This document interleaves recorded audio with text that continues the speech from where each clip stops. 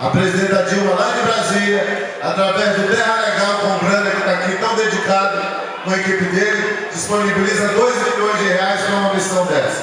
O governo do estado participa com 30%. E a gente vê as famílias dando testemunho que o companheiro Antônio falou aqui. Ele nunca imaginou de ter direito à propriedade, de ter um título na mão. Aí nós perguntamos quantos hectares? 72. Perguntamos para outro, quantos hectares atua? 100 hectares.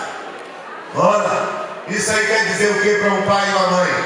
Vai dizer com um documento na mão dizendo: meu filho, meu neto, meu bisneto vão ter direito a essa herança, vão ter direito a esse bem familiar, conquistado com o suor, com a mão calejada, com o trabalho, com a luta no dia a dia.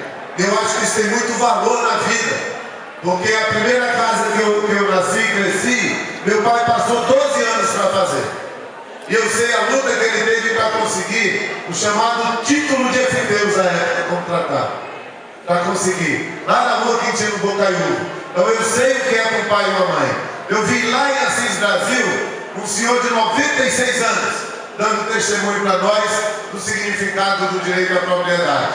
Eu vi lá em Marechal Thaumaturgo, um senhor de 100 anos, dando significado do direito a receber o título de propriedade urbana dele. Foram mais de 30 mil famílias já atendidas nas áreas urbanas e mais de 3 mil nas áreas rurais pelo Terra Legal juntamente com o Interac. Então esse trabalho é muito especial para nós.